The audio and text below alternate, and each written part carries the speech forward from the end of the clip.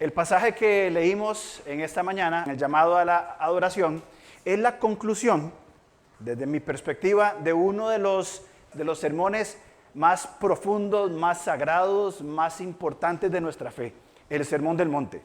El Sermón del Monte comienza con las bienaventuranzas, luego nos manda a hacer sal y luz.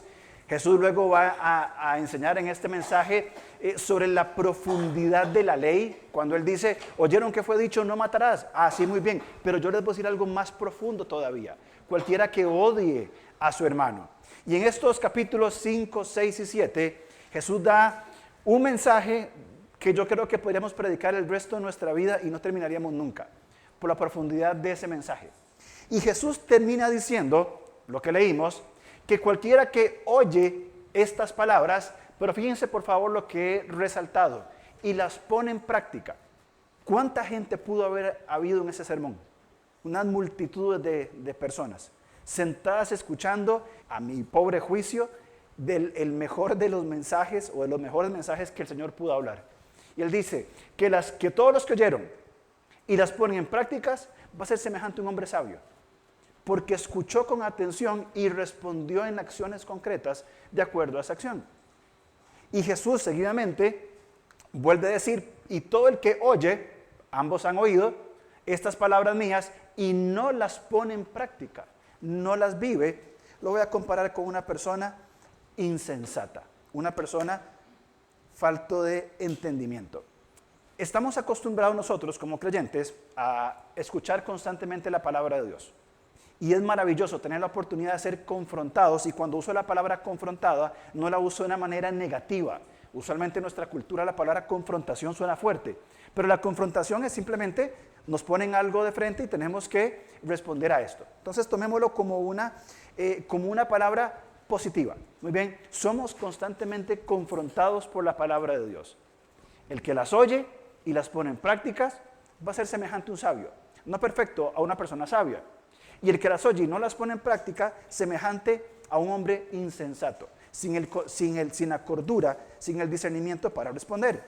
En Hechos capítulo 19, si usted lo leyó, que José Pablo me había dado la idea hace tiempo, y sería interesante que leyéramos antes de venir el domingo el capítulo respectivo para entrar ahí como en contexto.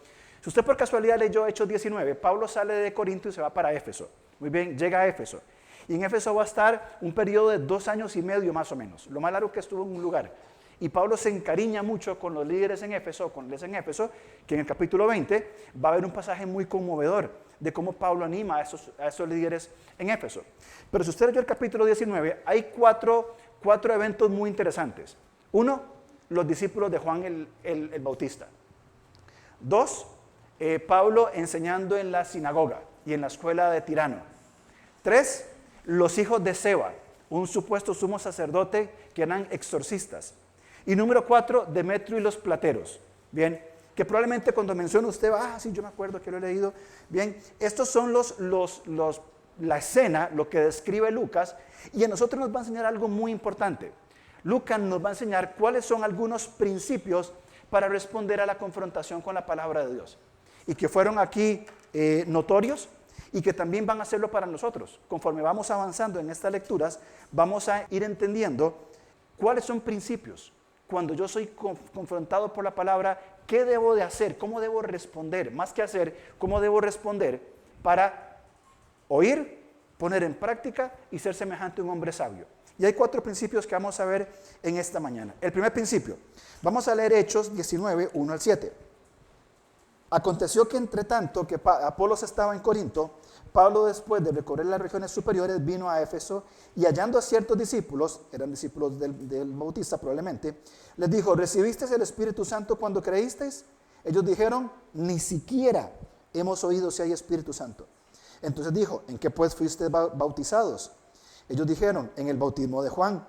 Dijo Pablo, Juan bautizó con bautismo de arrepentimiento, diciendo al pueblo que creyesen en aquel que vendría después de él, este es Jesús el Cristo. Cuando oyeron esto, fueron bautizados en el nombre del Señor Jesús. Y habiéndoles impuesto Pablo las manos, vino sobre ellos el Espíritu Santo y hablaban en lenguas y profetizaban. Eran por todos unos 12 hombres. Estos hombres, bien, se les fue confrontada toda su teología.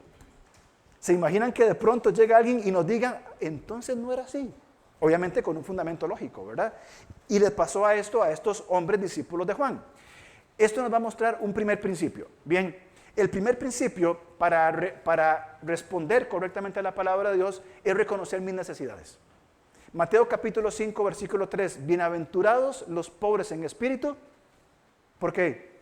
Porque de ellos es el reino de los cielos. ¿Qué implica ese pobre de espíritu? Implica una persona como aquel publicano en Lucas capítulo 18 que entra al templo, se pone atrás en un lugar y decía, Señor, sé propicio a mí que soy pecador. Aquella persona que reconoce sus necesidades está comenzando a transitar el camino de oír la palabra de Dios y saber responder correctamente. Si yo no reconozco cuáles son mis necesidades, y dentro del concepto necesidades hablemos de muchas cosas importantes. Si yo no reconozco las cargas que llevo, que me han impuesto o que yo me he impuesto. Podríamos hablar también de asuntos pendientes que tengo guardado en mi vida y que simplemente digo, no quiero trabajarlos. Yo sé lo que hay ahí y si entro ahí no me va a gustar, entonces mejor me quedo aquí quedito, ahí me la juego. Inclusive podrían ser pecados en los cuales estamos cayendo constantemente. Si no reconocemos estas nuestras necesidades, realmente va a ser muy complejo que sepamos responder ante la palabra de Dios. Estos discípulos, bien, solamente conocían el bautismo de Juan, no sabían nada sobre el Espíritu Santo, y Pablo los confronta con la palabra, bien, y les muestra cuál es el camino correcto, en quién debían de creer. Probablemente, a lo que podemos entender el texto, estas personas probablemente no eran salvas, no tenían el Espíritu Santo. Habían creído el bautismo de Juan para arrepentimiento, bien, pero no escucharon el mensaje completo. Porque Juan lo que dijo es, no soy yo, es él. Y estos discípulos de Juan dijeron, es Juan, ok, todo bien, me bautizo en el bautismo de arrepentimiento de Juan. Y ya está. Pero no llegaron a poner su confianza en Cristo. Bien, cuando en este pasaje Pablo los confronta, les muestra lo que les falta, es decir, cuál es su necesidad. Y les va a decir, su necesidad es el Espíritu Santo. Ahora, ¿por qué es importante el Espíritu Santo? Hay cientos de razones y podríamos invertir meses estudiando por qué es importante el Espíritu Santo. Pero quiero mencionar nada más 3 que me parecen muy importantes. Vamos por favor a Efesios capítulo 1, versículo 14. Pablo está hablando con estas personas en la ciudad de Éfeso. Que por cierto, hago un paréntesis antes de avanzar. Éfeso era una ciudad muy importante. Me puse a hacer algunas investigaciones y tirando ciertas analogías, comparando, entendiendo el abismo que hay. Éfeso era Asia, lo que hoy la ciudad de París podría ser al mundo. En cuanto a densidad de población, eran muy similares. La ciudad de París tiene 5 kilómetros cuadrados de superficie y viven unas 300,000 personas o más. Solo en el casco, digamos, metropolitano. Y Éfeso tenía una población de unas 200,000 personas en una superficie similar. Éfeso era una ciudad muy cultural, muy para el debate, muy para la discusión. Era la tercera ciudad más importante del reino. Así que es una ciudad grande, importante y muy pesada. Muy bien, y eso es importante en lo que estamos hablando. Entonces, Pablo en Efesios capítulo 1, versículo 14, hablando de nuestra identidad, él menciona al Espíritu Santo, leemos desde el versículo 13. En él, en Cristo, también vosotros, habiendo oído la palabra de verdad, la que oyeron ahora los discípulos de Juan, que no habían creído aún en Cristo, el evangelio de nuestra salvación, y habiendo creído en él, fuisteis sellados con el Espíritu Santo de la promesa, que es las arras de nuestra herencia, hasta la redención de la posesión adquirida para la alabanza de su gloria. Es la marca del nuevo pacto. Y es la seguridad de nuestra salvación. El Espíritu Santo nos marca, somos parte de este nuevo pacto en la sangre de Cristo. Y nos da la seguridad de que nosotros somos hijos de Dios. Como acá Pablo dice en Efesios, somos sellados con el Espíritu, es la marca de propiedad, son las arras del compromiso, es la garantía de nuestra salvación, de nuestra glorificación, es decir, el día que partamos estaremos con el Señor, bien por la morada del Espíritu Santo en nosotros. Es la seguridad de nuestra salvación. Pero también Juan capítulo 14, vemos ahí por favor, Juan capítulo 14, versículos 15 al 26, no lo voy a leer todo porque es un poco extenso, Pero nos va a decir que Él es nuestra guía. Vamos a leer Juan capítulo 14, a partir del versículo, vamos a leer del 15. Dice, si me amáis, guardad mis mandamientos. Y yo rogaré al Padre y dará otro consolador para que esté con vosotros para siempre. El Espíritu de verdad, el cual el mundo no puede recibir porque no le ve ni le conoce. Pero vosotros le conocéis. ¿Por qué? Porque mora con vosotros y estará en vosotros. Esto pasó en Hechos capítulo 2. No os dejaré huérfanos, vendré a vosotros. Todavía un poco y el mundo no me verá más. Pero vosotros me veréis porque yo vivo, vosotros también viviréis. En aquel día vosotros conoceréis que yo estoy en mi Padre, y vosotros en mí, y yo en vosotros. El que tiene mis mandamientos y los guarda es el que me ama. Conectémoslo con lo que leímos en Mateo capítulo 7. ¿Quién obedece la palabra de Dios? El que tiene mis mandamientos y los guarda es el que me ama, este es el sabio. Y el que me ama será amado por mi Padre, yo le amaré y me manifestará a él. Le dijo Judas, no el Iscariote, Señor, ¿cómo es que te manifestarás a nosotros y no al mundo? Respondiendo Jesús le dijo, el que me ama, mi palabra guardará, y mi Padre le amará, y vendremos, el Padre y yo, y haremos morada con él. El que no me ama no guarda mis palabras, y la palabra que habéis oído no es mía, sino del que me envió. Os he dicho estas cosas estando con vosotros. Ahora sí, más el Consolador, el Espíritu Santo, lo que no tenían los discípulos de Juan, a quien el Padre enviará en mi nombre, Él os enseñará todas las cosas y recordará todo lo que yo os he dicho. Hay dos palabras puntuales, enseñar y recordar. El Espíritu Santo es importante en nosotros porque no solamente nos da la seguridad de nuestra salvación, sino porque nos enseña, cuando usted está aquí y está entendiendo la palabra de Dios, o en su casa cuando la abre y la entiende, permítame decirle, no es que somos muy inteligentes, es que el Espíritu nos está enseñando. Y del Espíritu de Dios toma y enseña a nuestro espíritu y nos provee, nos hace inhalar vida en el Espíritu. No sé si les ha pasado cuando están leyendo la palabra de Dios, orando, o están leyendo un libro o algo, y entienden un concepto, es como, esto era.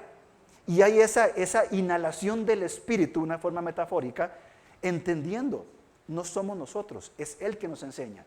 Y salimos con la mente volada, ¿verdad? Como decimos, nos explotó la cabeza lo que hemos aprendido y estamos para compartirlo y vivirlo. Ese es el rol del Espíritu Santo. Por eso es trascendental en nuestra fe. ¿Por qué? Nos enseña y nos recuerda. Cuando vamos viviendo la vida, muy bien, y viene algún momento en que nos encontramos con alguna tentación, algún problema, alguna situación, esa voz que nos dice, ¿verdad? De forma metafórica en nuestro corazón, es el Espíritu Santo que nos recuerda que nos enseñó. Si usted y yo no oímos la palabra y no la ponemos en práctica, insensatos. Pero si oímos la palabra de Dios y la ponemos en práctica, ¿quién cumple entonces ese rol de enseñarnos y recordarnos? Sino que el Espíritu Santo. Luego, la vida entonces de obediencia es una dependencia total del Espíritu Santo, no de mi propia capacidad. Tercero, Juan 16:7. Pero yo os digo la verdad, os conviene que yo me vaya, porque si no me fuera, el Consolador no vendría a vosotros. Mas si me fuere, os lo enviaré. Esto me encanta, cuando Él venga, convencerá al mundo de pecado, de justicia y de juicio. De pecado por cuanto no creen en mí, de justicia por cuanto voy al Padre y no me veréis más, y de juicio por cuanto el príncipe de este mundo ya ha sido juzgado. Nos conviene. El Espíritu Santo nos convence de nuestro pecado, nos convence de la justicia y aún del juicio delante de Él. Él es quien nos convence. Estos discípulos de Juan, o que solamente habían sido bautizados en el bautismo de Juan, tenían un mensaje no completo. Les faltaba lo trascendental, la señal del nuevo pacto, el sello del Espíritu Santo, quien les enseñara y les recordara, y que inclusive que nos convenciera de nuestra propia condición. Por eso argumentamos que tenemos que reconocer nuestras necesidades. ¿Cuál es su principal necesidad hoy delante del Señor? ¿Se ha planteado esa pregunta? Vamos luchando a la vida, enfrentando situaciones, problemas, y no nos detenemos por la vorágine de vida que tenemos. Ok, ¿qué es lo que necesito? Nuestra mente occidental nos dice, resuelva. ¿Resolver qué? Espérese, paremos, salgámonos de nosotros mismos. ¿Qué tengo que resolver? ¿Qué es lo que Dios me está pidiendo en este momento? Espíritu Santo, háblame, muéstrame. ¿A qué debo ser convencido? ¿Cuál es mi necesidad? Y una vez identificada, ok, entiendo mi necesidad, Señor, esta es mi necesidad. Segundo, volvamos por favor a Hechos capítulo 19. Les recuerdo Mateo capítulo 5, versículo 3, bienaventurados los pobres en espíritu. Son plenamente satisfechos y completos aquellos que son capaces de identificar sus necesidades porque heredan la experiencia en la vida del reino de Dios. Qué maravilla de pasaje. Es una bendición que nos sacia, de que Dios no espera que seamos perfectos, espera que seamos fieles, como hemos hablado tanto, que seamos fieles. Y en esta fidelidad reconocemos nuestras necesidades. Hechos, capítulo 19, nos va a dar un segundo principio. Muy bien, vamos a leer Hechos 19, los versículos del 8 al 12. Esos son cortitos. Dice entonces, versículo 8, donde quedamos en la lectura. Y entrando Pablo en la sinagoga, habló con denuedo por espacio de 3 meses, con valentía, discutiendo y persuadiendo acerca del reino de Dios. Pero endureciéndose algunos y no creyendo, maldiciendo el camino delante de la multitud, se apartó Pablo de ellos y se separó a los discípulos, discutiendo cada día en la escuela de uno llamado Tirano. Y así continuó, por espacio de 2 años, de manera que todos los que habitaban en Asia, judíos y griegos, oyeron la palabra del Señor. Y hacía Dios milagros extraordinarios de mano de Pablo, de tal manera que aún llevaban a los enfermos los paños o delantales de su cuerpo, y las enfermedades se iban de ellos, y los espíritus malos salían. Vuelvo a leer la última parte del versículo 10. Judíos y griegos oyeron la palabra del Señor Jesús. Algunos creyeron, otros se endurecieron. ¿Qué es lo segundo que debo de hacer cuando soy confrontado por la palabra de Dios? Yo necesito seguir exponiéndome a las Escrituras. Y esto me parece muy importante. Pablo llegaba a un lugar y decía, ¿cómo transmito la verdad de la palabra de Dios a estas personas? ¿Cómo lo hago? Y comienza por el primer lugar. Muy bien, va a la sinagoga. Luego tiene conflictos, dice se va a otro lugar. Y el fruto es toda Asia. Por eso es importante hacer la comparación de Éfeso con la ciudad de París, una ciudad multicultural, gente de todas las nacionalidades, una ciudad cosmopolita, gente entra y sale y vuelve. Bien, Éfeso fue así. Fue un lugar de gente llegaba, se enriquecía y volvía a sus lugares. Muy bien. Nosotros, hoy más que nunca, hermanos queridos, tenemos recursos de sobra para exponernos a la palabra de Dios. Yo tengo en mi casa, y me da vergüenza decirlo, tengo como 13 o 14 Biblias. Y algunas están ahí que ya he usado, están muy desgastadas, otras nuevas todavía. Tenemos acceso a los podcasts de Levanta, valga la promoción, a podcasts, estudios, mensajes, libros gratis. Tenemos todo y no nos exponemos a la palabra de Dios. Es mejor maratonear en Netflix o gastarnos consumiendo basura en el teléfono antes de exponernos constantemente a la palabra de Dios. Muy bien, la palabra de Dios, dicen algunos ilustrados, que es como el sol, y que nuestro corazón va a ser o como la mantequilla o como el barro. El mismo sol que derrite la mantequilla es el mismo sol que endurece el barro. Y es una muy interesante analogía para nuestro corazón. ¿Es nuestro corazón mantequilla o el barro? Cuando escucho la palabra de Dios, realmente me quebranta y me conmueve a entender, a sentir, a hacer, o más bien digo, muy linda la palabra de Dios, pero yo tengo mi propia cosmovisión de vida, yo vivo a este ritmo, la palabra dice esto, pero yo voy a hacer esto. Me acuerdo de una consejería hace años con una persona que hoy está lejos de Dios, que hablábamos de las Escrituras y se confrontaba con un pecado, me decía, yo sé que la Biblia dice esto, pero yo quiero hacer esto otro. Y al mejor estilo de Pablo, ¿qué es lo que hay que decir? Hermano, muy bien, no hay nada más que hacer. ¿Qué más hacer? Hebreos habla en cuanto a esto. ¿Qué más se va a hacer con aquel que pisoteare la sangre del Hijo? ¿Qué más se va a hacer? Nada. Pablo entra a la sinagoga, discute y persuade. Hablamos de persuasión como una idea, Erwin lo explicó muy bien la semana pasada, donde buscamos las estrategias para una mejor conexión, pero quien persuade por completo es el Espíritu Santo. Busco la estrategia, la conexión, el ritmo, la forma, los métodos, pero quien convence es el Espíritu Santo para una transformación. Él discutía, hemos dicho que esta palabra tiene que ver con una expresión formal, muy bien, y Pablo encontró en la sinagoga un método, a los judíos por la sinagoga, no iba a meter griegos a una sinagoga, o no iba a llevar a los judíos a las plazas. Ellos oyeron la palabra de Dios, algunos creyeron, algunos tenían corazón de mantequilla y entendieron que Cristo era el Mesías y siguieron a Jesús. Otros se endurecieron, y si volvemos a leer el texto, en el versículo 9 dice, pero endureciéndose algunos, aquí la palabra es escleros, que tiene que ver con esa, hay una enfermedad, ¿verdad? Esclero no sé qué, ¿verdad? Que es el endurecimiento, gracias doctor, que es el endurecimiento, ¿verdad? Es lo mismo, esto habla de un endurecimiento del corazón, se pone duro el corazón, ante la misma palabra expuesta se pone duro el corazón, y ellos maldicen el camino, blasfeman sobre el Señor Jesús, y hacen todo un alboroto. ¿Qué dice Pablo? Algunos creen, otros no. Y Pablo se va para la escuela de Tiranno. Tiranno posiblemente era un apodo. Aquí aparece con doble N. Pero argumentan los que saben que Tiranno puede ser el apodo de este hombre dueño de este lugar. La escuela de Tiranno podía ser un lugar, un pequeño edificio de un maestro, un filósofo, un conferencista que alquilaba espacios, como un salón con muchas aulas, y alquilaba espacios para la discusión, para la educación, la enseñanza. Acuérdense que estamos en una ciudad muy importante, y Pablo dijo, hey, Tirano, yo le alquilo un cuartito ahí, 2 años enseñando la palabra de Dios, y probablemente estaba enseñándole a personas que iban a ser líderes, que iban a volver a otros lugares de Asia, porque en el texto dice, y lo vamos a leer, en el versículo 10, así continuó por espacio de 2 años, de manera que todos los que habitaban en Asia, judíos y griegos, oyeron la palabra de Dios. ¿Cómo? Porque en la escuela de Tirano que Pablo enseñaba, bien, estos hombres venían, se preparaban y volvían a sus lugares. Eran hombres sensibles a la palabra de Dios. Por eso estaban constantemente exponiéndose a las Escrituras. No solamente reconocían su necesidad, sino que se exponían constantemente a la palabra de Dios. Y el Espíritu les convencía para saber cómo vivir. Y algunos de ellos, pensando un poco sobre esto, probablemente venían, se capacitaban y volvían a sus lugares. Y de esa manera escuchó toda Asia. Porque no hay otra forma, no había redes sociales, no había correos electrónicos, página web.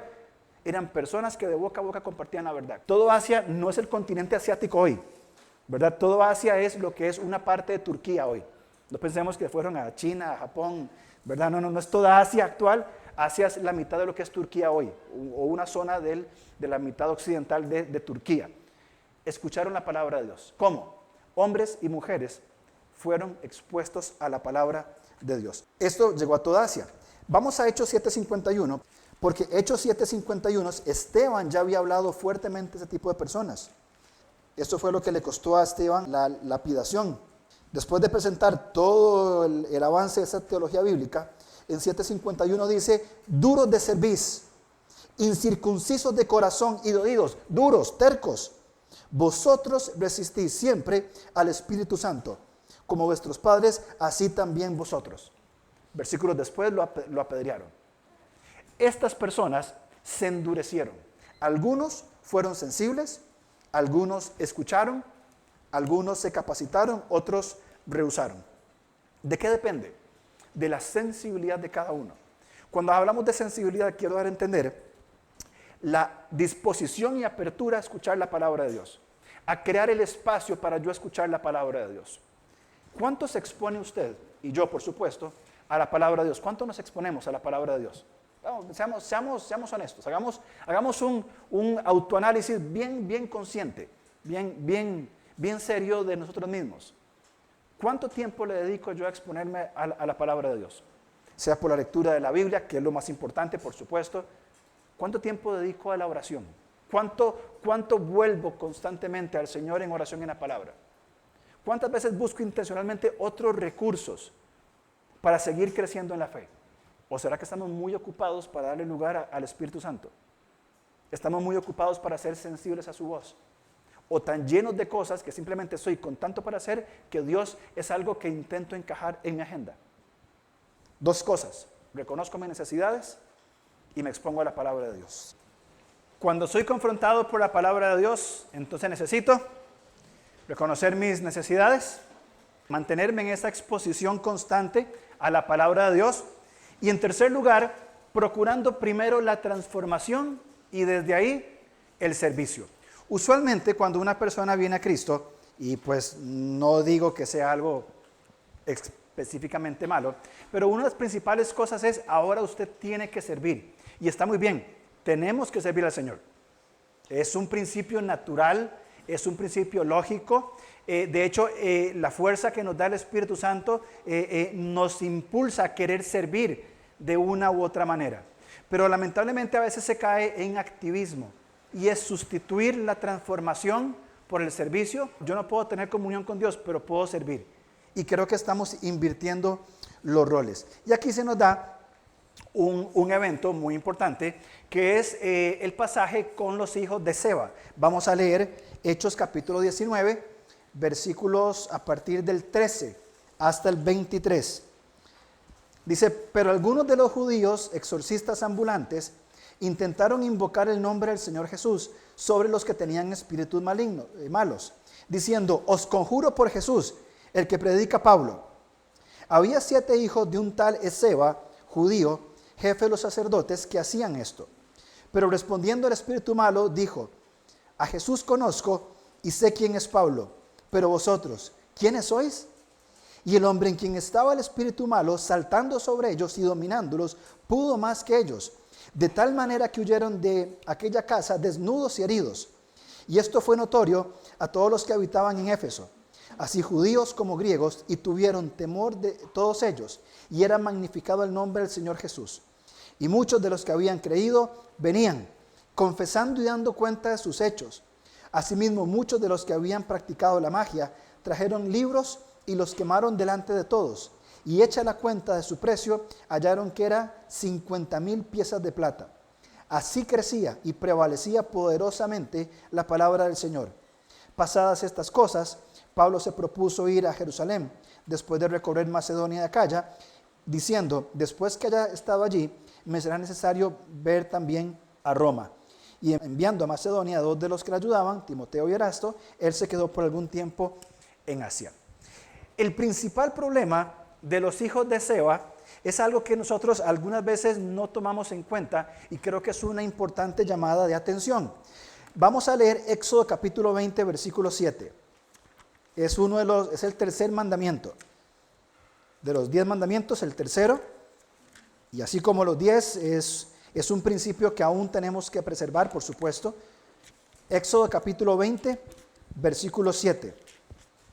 Dice Moisés en los 10 mandamientos, no tomarás el nombre de Jehová tu Dios en vano, porque no dará por inocente Jehová al que tomare su nombre en vano. Mateo 6:9 dice, santificado sea tu nombre. Bien, el problema con los hijos de Seba, o el principal problema con estas personas, fue que usaron el nombre de Dios en vano. Usaron el nombre de Dios en vano. Ellos llegaron, vieron lo que Pablo estaba haciendo, cómo el Espíritu de Dios operaba a través de Pablo, y vieron que Pablo cuando actuaba en el nombre de Jesús. Y evidentemente se dan los milagros que vimos y que mencionamos anteriormente. Era común que hubiera ese tipo de prácticas, los judíos itinerantes, es decir, que andaban viajando por diferentes lugares y ofrecían diferentes servicios de liberación. Bien, vemos en el Nuevo Testamento cómo era común este asunto, un asunto espiritual por supuesto. Ellos usaban fórmulas mágicas, hablaban con nombres sagrados como Yahvé, y aquí estos hijos de Seba, en Éfeso, una ciudad griega, vieron que había un nombre nuevo, Jesús, y que cuando se usaba, al menos por Pablo, era muy efectivo. Así que lo incorporan a su inventario. Amuletos, tradición, mística judía, mística griega, mística egipcia, y tomaban estas mezclas, bien, en un sincretismo, es decir, tomaban un poco de diferentes creencias y creaban la propia. Y tenían cierta reputación de sanadores. Así que cuando alguien se presentaba como un exorcista ambulante, pues la gente estaba expectante a ver qué es lo que pasaba. En este caso, los hijos de Esceva no entendieron lo que significa ni la transformación ni el nombre de Jesús.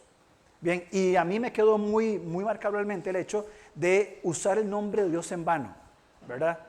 No sé cómo se usará en diferentes lugares, pero tal vez se diga, sí, se lo juro por Dios o por mi Dios que tal cosa. Y es muy enfática la Biblia en el Antiguo y el Nuevo Testamento en cómo usamos el nombre de Dios. Había un rabino, se me olvidó el nombre, que dice que cuando iba a orar, él decía, Señor, y hacía una pausa de unos cuantos minutos reflexionando a quién le estaba hablando y qué estaba por decir, porque estaba hablando en el nombre de Jesús. Y usualmente tendemos nosotros a tomar este nombre en vano, ¿no? Como así, Dios, Jesús, el Espíritu Santo, todo bien, ¿verdad? Y creo que es importante reflexionar, al menos en este contexto, este asunto de lo que implica usar el nombre de Dios en vano.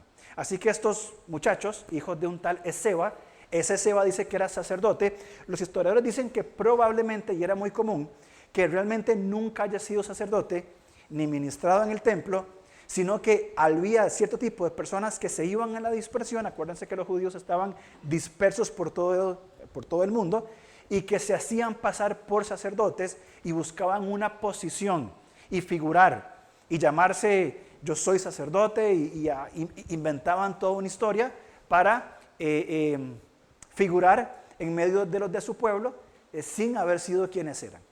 Cuando hablamos de este punto, estamos hablando que cuando escucho la palabra de Dios, antes de ir al servicio, es muy importante procurar la transformación. Cuando hablamos de transformación, estamos hablando de un asunto de carácter. Vamos a Gálatas capítulo 5, versículo 22, porque también algunas veces se entiende transformación como perfección, o se entiende transformación como manifestaciones carismáticas del Espíritu, pero cuando el Espíritu Santo opera en una persona y esa persona se somete a Él, creo que las primeras evidencias de la transformación es de nuestro carácter. Leamos Gálatas capítulo 5, 16 de Gálatas. Fíjense, digo pues, andad en el Espíritu. Una mejor traducción diría, y así no satisfaceréis los deseos de la carne. Andad en el Espíritu y no satisfagáis los deseos de la carne. Porque el deseo de la carne es contra el Espíritu y el Espíritu contra la carne. Estos se oponen entre sí para que no hagáis lo que quisieres. Pero si sois guiados por el Espíritu, no estáis bajo la ley. Y manifiestas son las obras de la carne, que son adulterio, fornicación, inmundicia, lascivia, idolatría, hechicerías, enemistades, pleitos, celos, iras, contiendas, disensiones, herejías, envidias, homicidios, borracheras, orgías y cosas semejantes a esta, acerca de las cuales os amonesto, como ya os lo he dicho antes, que los que practican tales cosas no heredarán el reino de Dios. Eso es andar en la carne, y son las obras que nacen de nuestra carne. Cuando estamos en un proceso de transformación, el Espíritu va transformando, como ya hemos dicho, nuestra forma de pensar, sentir y hacer. Y un resumen de esta triada, de estos tres elementos, es nuestro carácter. Es decir, que el carácter no es bueno porque soy cristiano, sino que hay una transformación por el Espíritu Santo en nosotros, porque Él está trabajando en lo que pienso, siento y hago. Y se manifiesta de esta manera. El fruto del Espíritu, versículo 22, más el fruto del Espíritu es amor. Soy una persona amorosa, gozo, paz, paciencia, benignidad, bondad, fe, mansedumbre, templanza. Contra tales cosas no hay ley. Y los que son de Cristo han crucificado la carne con sus pasiones y sus deseos. Si vivimos por el Espíritu, andemos también en el Espíritu. Y esto es lo que los hijos de Seba no entendían. No entendían que para ministrar en el nombre de Jesús, que es un asunto sumamente complejo, del cual tenemos que cuidarnos también nosotros hoy, e inclusive pongámoslo en un contexto un poco más práctico, el hecho de decir que somos cristianos, nuestra vida debería ser consecuente con lo que decimos. No hay nada peor que ver a alguien decir que es cristiano y que viva de una manera inconsistente con esto. Que su forma de vida, y hablamos de forma de vida, lo voy a poner en cosas muy puntuales, en sus relaciones interpersonales, no reflejen esto. Y que más bien sigue sustentando su propia cosmovisión, su propia percepción del mundo, que se sobrepone por lo que Dios dice. Cuando nosotros entendemos y vamos descubriendo quiénes somos nosotros, nos damos cuenta que muchas veces queremos imponer lo que creemos. Y aunque entendamos qué es lo que Dios dice, buscamos la forma de decir, sí, yo sé, pero el andar en el Espíritu es que yo me someto al Espíritu Santo y Él va a actuar en mí. Y la transformación sucede en el carácter. Y voy a comenzar a vivir de adentro para afuera, fruto de esa transformación. Los hijos de Seba no lo entendían. Querían tomar el nombre de Jesús en vano y decir, en el nombre de Jesús, el que predica Pablo, sal de ahí. ¿Y qué hizo el demonio? Se burló de él, se rió de él. ¿y vos quién sos? Como dicen los argentinos, ¿quién te conoce? ¿De dónde saliste? Y se le tiró encima y salieron corriendo desnudos y heridos. ¿Se imaginan la vergüenza para los creyentes ver que alguien que se mete en esos asuntos sale en esas condiciones? Y el evento fue conocido en todo Éfeso, en todo París, en medio de 200,000 personas. Sabiendo que una persona que intentó vivir por la fe o que quiso sacar provecho de esto, usó el nombre de Dios en vano, no vive ni tiene consistencia con el decir. Pero hay otros que sí. Vamos a leer otra vez, por favor, de vuelta en Hechos, porque estos otros que sí creyeron, los que tienen un corazón sensible, vamos a volver a leer, vamos al 17. Y esto, que salieron desnudos heridos, fue notorio a todos los que habitaban en Éfeso, judíos como griegos, y tuvieron temor todos ellos y era magnificado, exaltado el nombre de Jesús. Estos del 18 procuraron primero la transformación. ¿Por qué? Y muchos de los que habían creído venían confesando y dando cuenta de sus hechos. Estaban confesando sus pecados, sus hechos. Asimismo, muchos de los que habían practicado la magia, como los hijos de Seba, trajeron los libros de hechicería y los quemaron delante de todos y echaron la cuenta de su precio, hallaron que era de 50,000 piezas de plata. Algunos dicen que podían dar entre los 50,000 y 100,000 dólares actuales en solamente libros de magia. Aquí hubo transformación. Estos hombres y mujeres que fueron a quemar esos libros, no los vendieron, era mucha plata y no los vendieron. Dijeron, yo no quiero que nadie más use esta falsedad y se van a quemar. Ellos no procuraron, habiendo entendido la verdad, ver cómo hacían para verse entre muchos. No procuraron usar el nombre de Dios en vano, hacer algo espectacular como sacar un demonio. Comenzaron a quemar las cosas que no estaban bien en sus vidas, porque fueron convencidos por el Espíritu Santo de esa exposición. Sabían que tenían que seguir transformándose. Y en un punto, alguno dijo, yo tengo estos libros de magia, esto equivale a 5,000 dólares, yo los puedo vender, pero nadie debe ver esto. Y tomó esos asuntos y los lleva a una fogata y los comienza a quemar, a dejar su pasado y comenzar a vivir su vida nueva. Eso es la transformación. Reconoce su necesidad, se expone a la palabra de Dios, prefiere o pone primero la transformación y desde ahí el servicio. Y vuelvo a lo que mencioné en la primera parte. Dice Hechos 19 que lo que Pablo enseñaba se conoció en toda Asia. Yo estoy seguro, puedo estar equivocado, pero que de estas personas también salieron a otros lugares a dar testimonio. Yo antes hacía magia, ahora conozco quién es Jesús.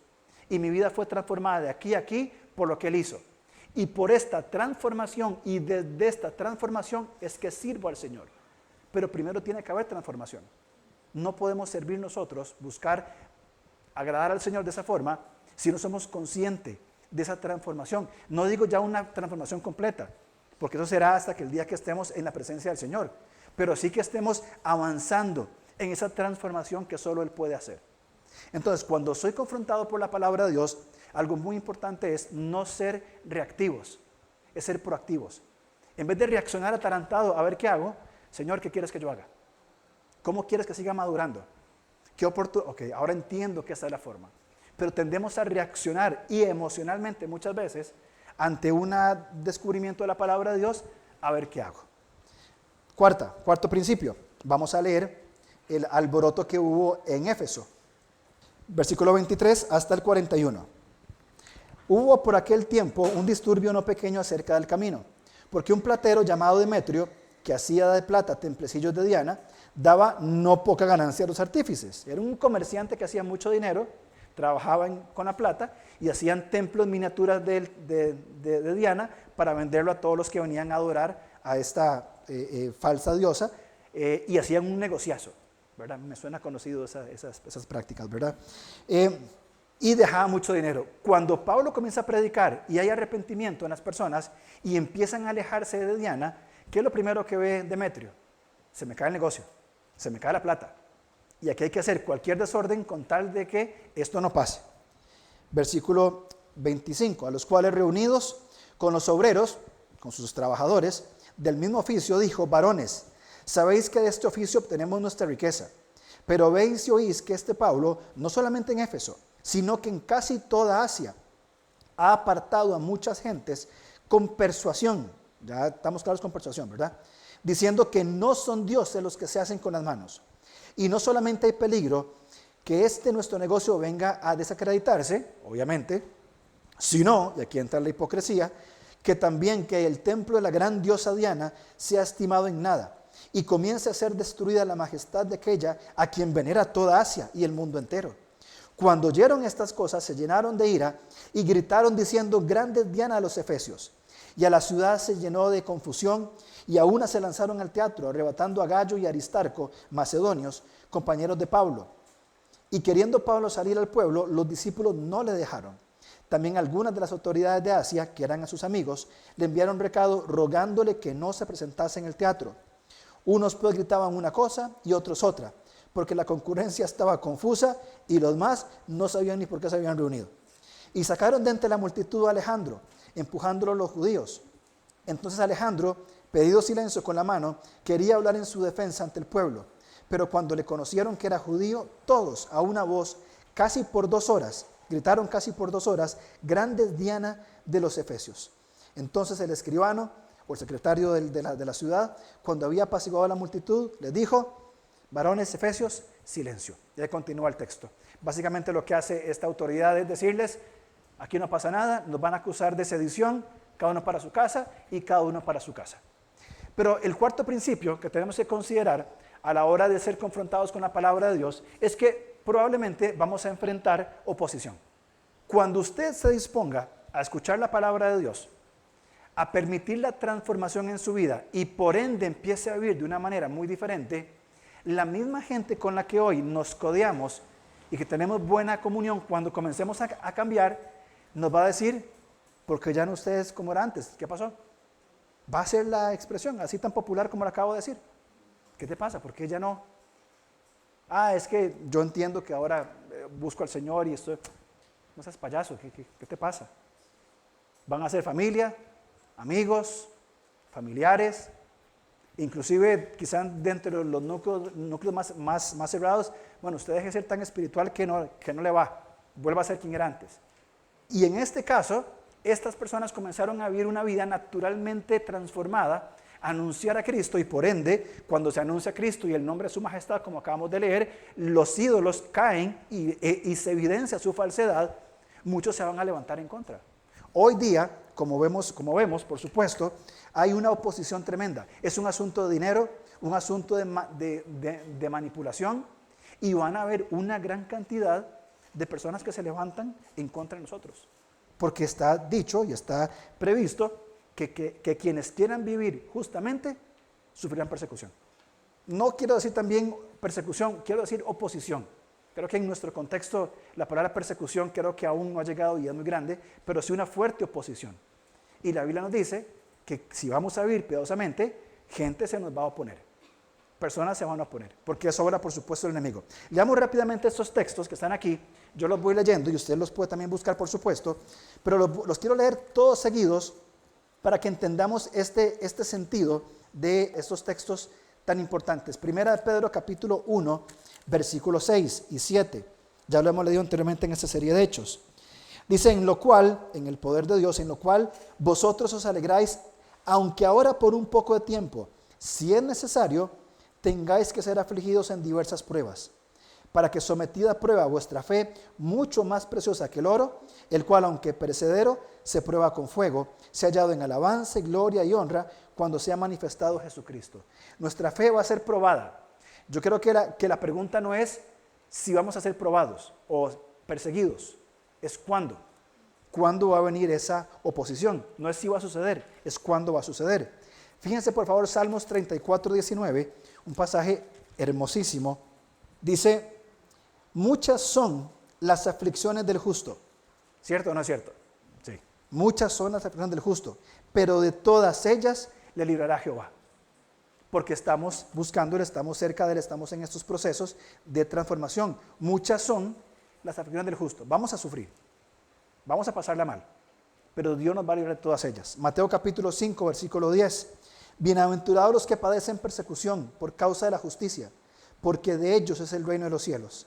Bienaventurados sois cuando por mi causa os insulten, vituperen y os persigan y digan toda clase de mal contra vosotros mintiendo. Gozaos y alegraos, porque vuestro galardón es grande en los cielos, porque así persiguieron a los profetas que fueron antes de vosotros. Y finalmente, 2 Timoteo 3:12, dice, y también todos los que quieren vivir piadosamente en Cristo Jesús padecerán persecución. Lo leemos de nuevo. Y también todos los que quieren vivir piadosamente en Cristo Jesús. Y creo que se preguntara, ¿quién de aquí quiere vivir piadosamente? Creo que todos levantaremos la mano, yo quiero vivir para el Señor. Y Pablo afirma, padecerán persecución. Habrá oposición. Se nos van a oponer por vivir de esta manera. Entonces, hemos mencionado que de este capítulo 19 de Hechos, Pablo en Éfeso, aprendemos 4 cosas. Todos somos expuestos a la palabra de Dios. Muy bien, todos somos expuestos a la palabra de Dios. ¿Qué hacemos entonces para que ante esa buena confrontación con la palabra, sea en una predicación, en el tiempo con la palabra de Dios, en un libro, en un podcast, en un estudio? ¿Qué puedo hacer yo? ¿Cuál es mi parte, mi colaboración para que yo sepa cómo responder correctamente a esa confrontación? Número 1, reconociendo las necesidades. Ya hablamos de esto. Señor, ¿cuáles son mis necesidades? ¿Qué necesito poner delante de ti? Segundo, mantenerme exponiéndome o mantenerme en esta exposición a la palabra de Dios. Escuché la palabra, pero necesito seguir creciendo, aprendiendo, madurando. Tercero, procurando primero la transformación antes que el servicio. Señor, sigue transformándome y desde mi transformación voy a servirte. Y finalmente, oposición. Probablemente alguien se opondrá porque estamos buscando vivir piadosamente. Y surgen 2 preguntas naturales que quiero plantear y que con esto vamos a terminar para después participar de la cena del Señor. 2 preguntas sumamente sencillas. ¿Escucho al Señor? ¿He desarrollado la habilidad, el discernimiento para escuchar al Señor? Que cuando vengo al estudio, no importa quién predique, cuando en mi casa leo la Biblia, cuando leo un libro, cuando escucho un podcast, un estudio, cuando converso con alguien, escucho la voz del Señor que me instruye.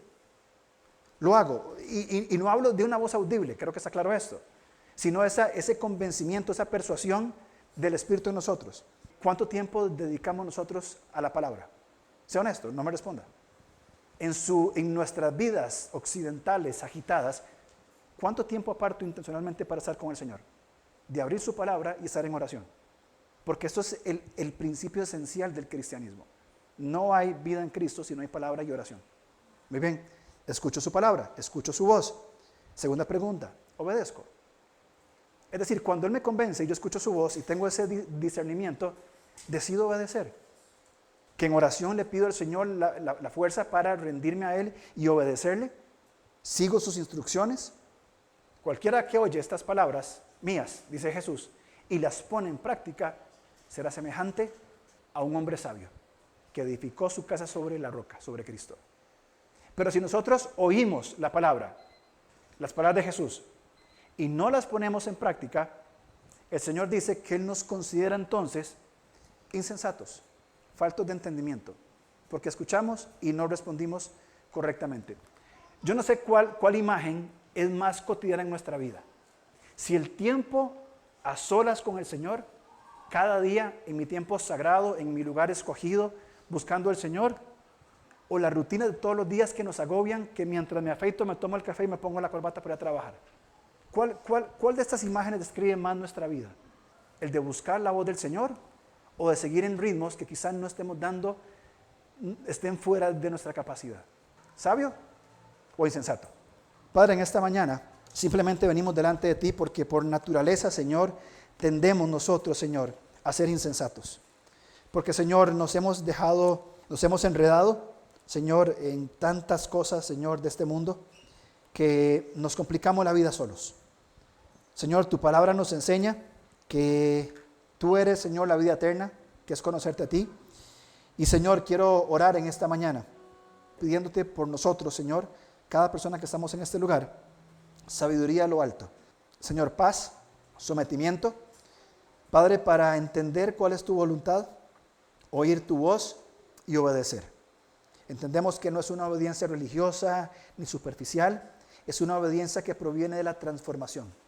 Una obediencia que proviene, Señor, del permitirnos que tú nos ames, el dejarnos amar por ti. Señor, mientras también te amamos a ti. Padre, gracias porque tu palabra nos ha enseñado que Pablo en Éfeso nos muestra el cómo responder, Señor, a la confrontación con tu palabra. Oramos para que seamos sabios, Señor, y seamos hijos tuyos, Señor, que te honran y busquen glorificarte en todo tiempo. Oramos agradecidos en el nombre de Jesús. Amén.